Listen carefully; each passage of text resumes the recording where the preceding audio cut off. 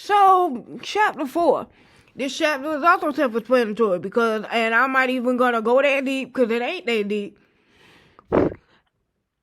And Aaron is under that silence spell still. If you understand the silence spell, chapter 2, she kissed him, didn't she? That was a silence spell. That was not because she likes him. So, chapter 4, he locked up. He in jail for a month. Marie goes into wherever the SurveycorPs is settled. I forgot which wall it even is. She finds there, and so this is explanatory by her grandmother. So basically, the mermaids in the SurveycorPs know who she is because of her grandmother, basically. Her grandmother had a kid with a SurveycorPs member. Her father was a SurveycorPs member. That is why they know who her grandmother is, they know who Marie is, that is why they let her slide in there. So, and Marie gets to Aaron, she finds Aaron, and she's right. It's not exactly him going after her, but it's the silence spell affecting him. And if you wonder how she unlocked the cell door, that key that she has was the key to unlock her grandmother's cabin, which is the cabin that she stays in. You'll see in the next chapter. She also, because she's magic, her grandmother was magic as well. That key is magic. That key can unlock not only that cabin, but that key can unlock any lock that, whatever lock is around. Basically, that key is magic. So, and her dad gave her that key. Her dad took that key after his mom, her grandmother passed the day she was born. And the thing with that is, after her grandmother passed, her grandmother's energy passed on to Marie after she was born. That is part of the reason why Marie is overpowered.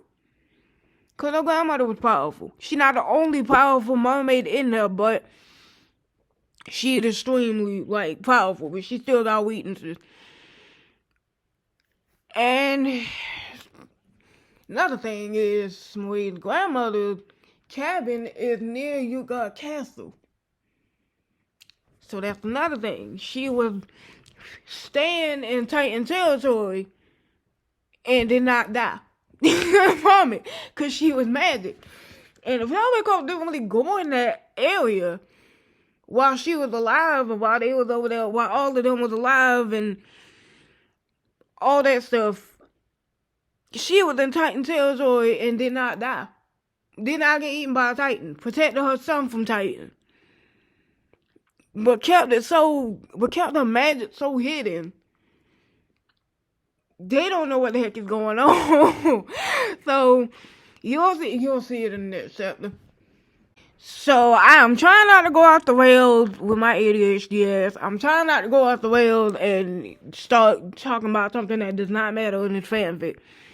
I'm trying to explain everything so everything would just make sense. Okay, so I'm on chapter 5.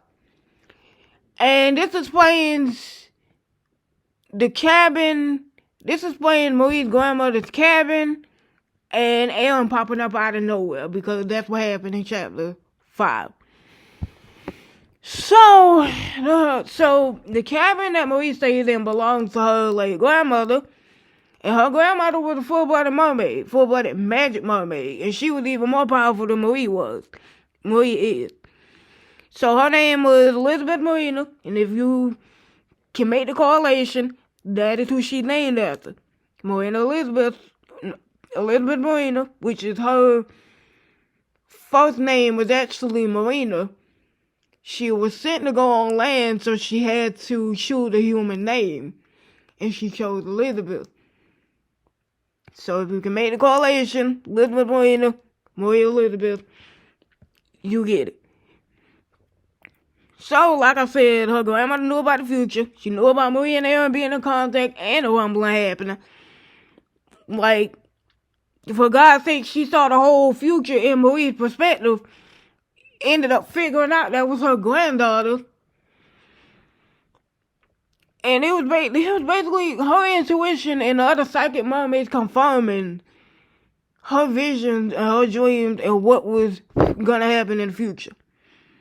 And Saria. But Saria never really told anybody what she was seeing.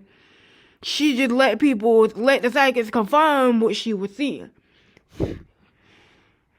So, Marina, when she got on land, they sent groups. They usually, every generation, they sent new groups of mermaids, full-blooded mermaids, to go on to parodies and do whatever their purpose is, whether it's to mate with the aliens, whether it's to fight the titans, do magic, be a psychic and predict the future, or maybe it's all of them, or both of whatever.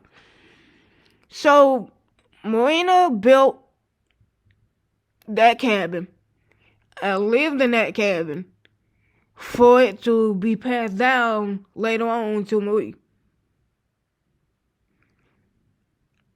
And finish everything that started. Hence, the synopsis of this fanfic. So, in that cabin, Marina, she raised Marie's father. First of all, she met her father's dad, which is he was a Survey Corps member, and she became a safe spot for the Survey Corps members going out on expeditions and fighting titans and stuff. She was a safe spot. And after his father got eaten by a titan, that's how he died. Marie's dad was like 10 when his dad got eaten by a titan.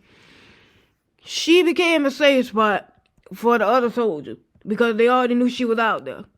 And when she figured out she was out there, she ended up started paying taxes. You know how that goes. So,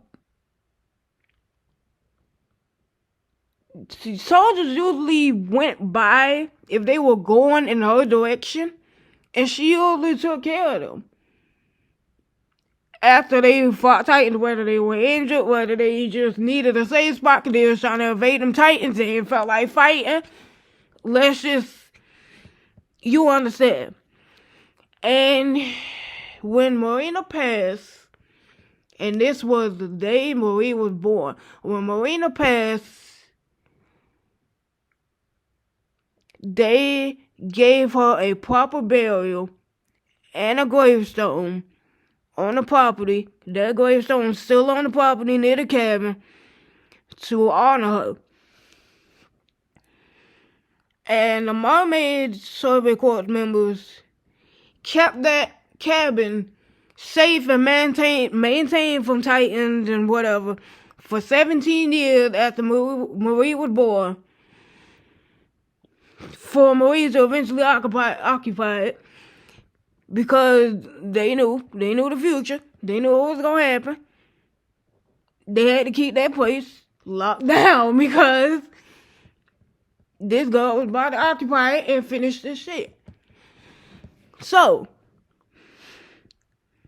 Marina's energy and powers went to Marie after Marie was born, and everything that was in that cabin before Marina passed was left in that cabin for Marie to use. And like I said before, she's half the reason why Marie is so overpowered. And, okay, so later in chapter 5, Aaron popped out of nowhere. He legit popped out of nowhere. Like, what the fuck? Because he was using what he saw in a vision to navigate Marie. So he knew where the fuck she was, kinda. And he also followed her energy with, because she's giving him her powers. He can see her with now, but the Titan, whatever, the Titan Gen or whatever, spinal fluid or whatever is like blocking that whole thing from him. It's a weird. It's something. It's like the Titan Gen is blocking the mermaid, kind of like the mermaid energy or gene from him. That's why he couldn't transform into one in the first place. But anyway, he faintly saw them energy wheels. So, second point, her migraines. You notice at the beginning of this chapter, chapter 5, she has a migraine. And she has a migraine while she's lying in the bathtub because Aaron used her powers, Aaron used her energy, and the Warhammer Titan's ability to break out of that prison cell. Now you get why she had that migraine, and now you understand the other reasons and parts why she had a migraine, which is, in some of the chapters afterwards, you notice her migraine get worse, especially in chapter 7. So, the rest of the chapter is self-explanatory. Marie used her magic to give him the rest of her powers, the other 50%, but like the rest of the power that she intended to give to him, and she did it. The starfish necklace, which is the third point. She used that necklace to contain her energy. She usually has her energy free flowing. She didn't contain it in anything like everybody else did. So she contained her energy for him so he wouldn't have to be near her to use her energy. And it still affected her in a symbiotic manner because he's using her energy and powers. He's sucking the energy out of her, basically. He can't use his own energy yet because the multiple Titan fluid or abilities that he has blocks him from using it. And I'm about to go on to chapter 6. And this is when shit get crazy. Well, no, not yet, but you'll see what I mean. Chapter 6. First point.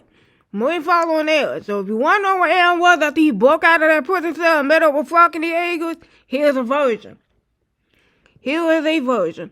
So Marie is actually questioning herself on whether she should be helping him or not. And it said it in the fanfic. She was asking herself, should I be helping him or not? Because something ain't right. She ain't got a good feeling. And rightfully so, because she ended up figuring out what the fuck is going on later on.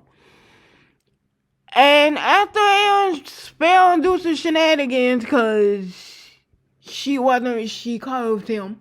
She was not having it. So after that, she had another migraine, and she leaving. Cause Aaron he basically, before he even got to that table, before he even entered the restaurant, even got to that table, that boy cut his hand. And that's basically using her powers and his powers in itself, because you basically threatening to turn into a Titan. Once you cut your hand and injure yourself and you a Titan, you have an intention to turn into a Titan. You already using the powers. So, and shoot, that's done like after he showed his palm, arm, and Mikasa. You threatening to turn into a Titan. And she also has the migraine because she's trying to figure out what he's not telling her. So after this, she stands in an alleyway. So she walks away. And she's in one of the outer walls. The walls away from where they are. And she's standing in an alleyway talking to phone. And it's when she learns she has to stay around Aaron and protect him. Because Saria is counting on them to get the rumbling started. So you already know, shoot, most of the mermaids don't answer you know about the rumbling. They know this shit about to get started. They not about to lose a chance. So, Soria is the last royal orchestrator of this generation, that generation long mission that they're doing. And she's trying to finish what her mom planned to do. What Soria's mother, who was the last queen, planned to do. Because she knew about the rumbling as well. She was psychic.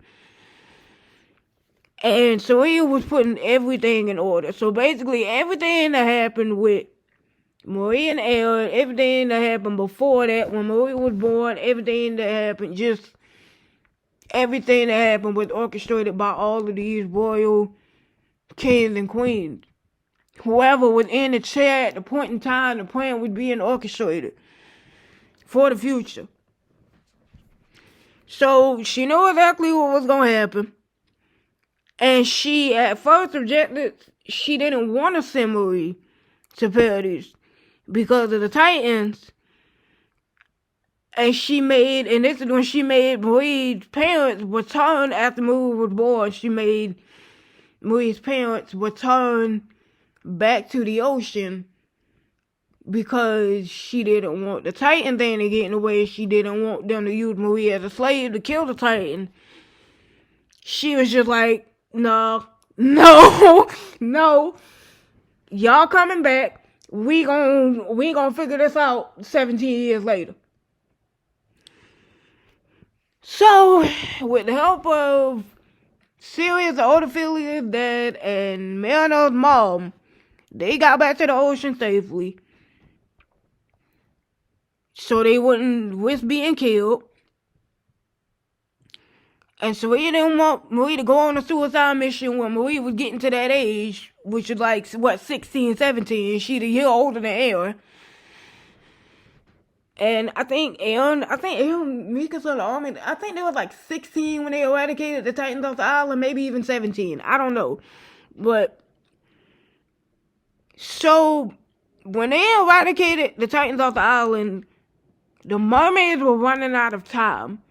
Because Soria did not want to send Marie, and nobody else would do it because everybody else knew that was a suicide mission. That is why she didn't want to send Marie out in the first place. That is a suicide mission, and everybody else knew, but Marie did not know. They didn't really. That's why she came up. She met up with Aaron and didn't know what was even going on. So it was just sort of to go find Aaron, and she was like, "Oh, okay."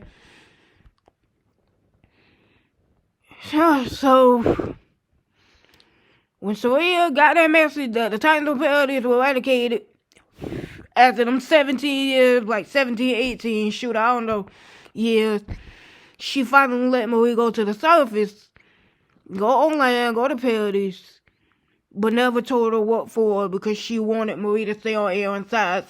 Marie knew what Aaron was up to. Had she knew Aaron was going to start the rumbling and fuck the world, Marie would have killed this boy the first chance she got.